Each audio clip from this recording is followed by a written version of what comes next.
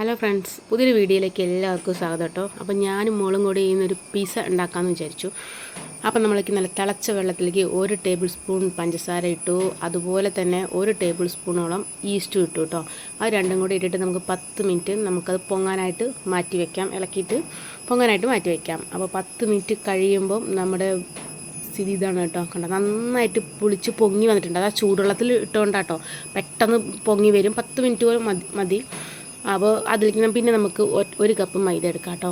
1 cup മൈദ എടുക്കാം. അതിലേക്ക് നമുക്ക് 1 ടേബിൾ സ്പൂൺ സൺഫ്ലവർ ഓയിൽ അതൊഴിക്കാം. അതിലേക്ക് പിന്നെ നമ്മൾ ഈ പൊങ്ങി വന്നില്ലേ ഈസ്റ്റും ചൂടുവെള്ളം കൂടി ആ മിക്സും കൂടി ഒഴിച്ചിട്ട് ചപ്പാത്തി മാവിനെക്കാട്ടിലും കുറച്ചും കൂടി ലൂസുള്ള രീതിയിൽ നമുക്കത് മാവ് കുഴച്ചെടുക്കാം കേട്ടോ. അപ്പോൾ ഈ വെള്ളം എന്തായാലും അത് ഉണ്ടാവില്ല, തികയില്ല. അപ്പോൾ നമുക്ക് കുറച്ച് ചൂടുവെള്ളം ഒഴിച്ചു കൊടുക്കേണ്ടി വരും. അപ്പോൾ നമുക്ക് പാകത്തിന് ഉപ്പിട്ട് കൊടുക്കാം. 1 ടീസ്പൂണോളം ഉപ്പ് മതിയാകും. അപ്പോൾ അതിലേക്ക് ഇട്ട് കൊടുത്തു. അതിന് ശേഷം അത് നമുക്ക് കുറച്ച് വെള്ളം ഒഴിച്ചിട്ട് ഇങ്ങനെ കുഴച്ചെടുക്കാം കേട്ടോ. ഏകദേശം റെഡിയായി വരുന്നുണ്ട്. അപ്പം ഞാനെന്നിട്ട് ഈ പാത്രത്തിൽ തന്നെ കുഴച്ച് പൊങ്ങാനായിട്ട് വയ്ക്കുന്നത് കേട്ടോ. വേറെ പാത്രത്തിലൊന്നും വയ്ക്കുന്നില്ല. വേറെ പാത്രത്തിലൊക്കെ വെച്ചാൽ രാവിലെ തന്നെ ഒരുപാട് പാത്രങ്ങൾ കഴുകി മടുത്തിട്ടുണ്ട്. അപ്പോൾ കുറച്ച് എണ്ണ അതിൻ്റെ മുകളിൽ ഇങ്ങ് തടവി കൊടുക്കുക കേട്ടോ. അല്ലെങ്കിൽ ഡ്രൈ ആയി പോകണ്ടെന്ന് വെച്ചിട്ട് കുറച്ച് എണ്ണ വെച്ചു. അപ്പോൾ അത് തന്നെ നമുക്കത് അടച്ച് ഒരു മണിക്കൂർ കഷ്ടിച്ച് മതിയാകും. നല്ല ചൂടുള്ള സ്ഥലത്ത് വയ്ക്കുകയാണെങ്കിൽ എളുപ്പം അത് പൊങ്ങി കിട്ടും. എനിക്കൊരു 3/4 മണിക്കൂർ ആയപ്പോഴേക്കും നന്നായിട്ടത് പൊങ്ങി കിട്ടി. ആ സമയം കൊണ്ട് ഞാൻ പച്ചക്കറി അരിഞ്ഞു, ചിക്കനൊക്കെ പൊരിച്ച് വെച്ചു കേട്ടോ. കണ്ടില്ലേ, ചിക്കൻ പൊരിച്ച് വെച്ചു, ഉള്ളിയും തക്കാളിയും ക്യാപ്സിക്കം ഒക്കെ അരിഞ്ഞു വെച്ചു.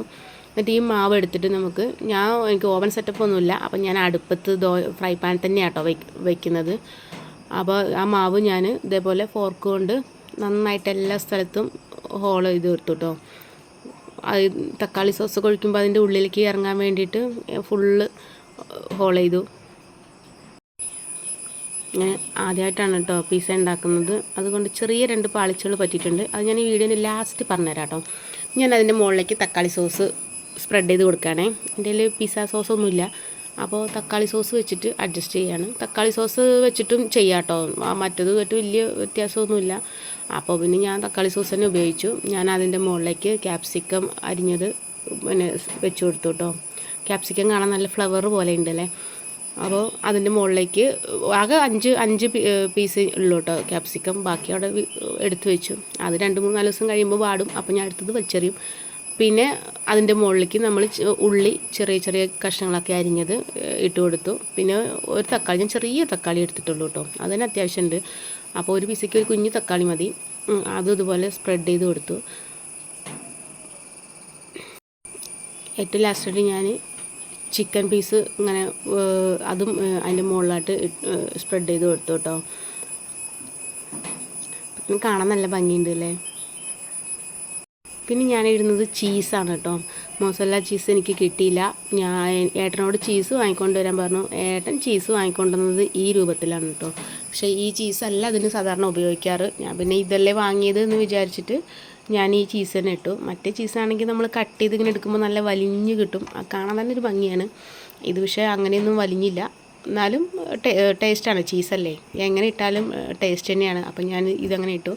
പിന്നെ ചില്ലി ഫ്ലെക്സ് ഇട്ട് കൊടുത്തു. ഇത് ഞാൻ വീട്ടിലുണ്ടാക്കി തന്നെ കേട്ടോ. എളുപ്പമുള്ള അളവ് അതൊന്നും റെഡിമെയ്ഡ് വാങ്ങേണ്ട ആവശ്യമില്ല. ഞാൻ വീട്ടിൽ തന്നെ പൊടിച്ചെടുത്തതാണ്. പിന്നെ ഒറിഗാനോ, അത് കുറഞ്ഞ വിലയുള്ളതെന്ന് വെച്ചാൽ പോയി. പക്ഷേ അത്യാവശ്യം 100 സംതിങ് ഉള്ളൂ കേട്ടോ. 130-140 രൂപയുള്ളൂ ഈ ഒരു ബോട്ടിലിൽ കേട്ടോ. ഇതിന് നിർബന്ധമാണെന്നൊക്കെ പറഞ്ഞ് കേട്ടിട്ടിട്ടതാണ്. കുഴപ്പമൊന്നുമില്ല, നല്ല ടേസ്റ്റ് ഉണ്ടായിരുന്നു. നമുക്കത് അടച്ച് വെച്ചിട്ട് കുറഞ്ഞ തീയിൽ വേവിച്ചെടുക്കാം കേട്ടോ. നല്ല ടേസ്റ്റുള്ള സംഭവമായിരുന്നു കേട്ടോ. നല്ല അടിപൊളിയായിരുന്നു. അപ്പോൾ എല്ലാവരും ട്രൈ ചെയ്യണം. അപ്പോൾ ഇത്രയേ ഉള്ളൂ വീഡിയോ. ലൈക്ക് ചെയ്യണം, സബ്സ്ക്രൈബ് ചെയ്യണം മറക്കരുത്. Okay, by.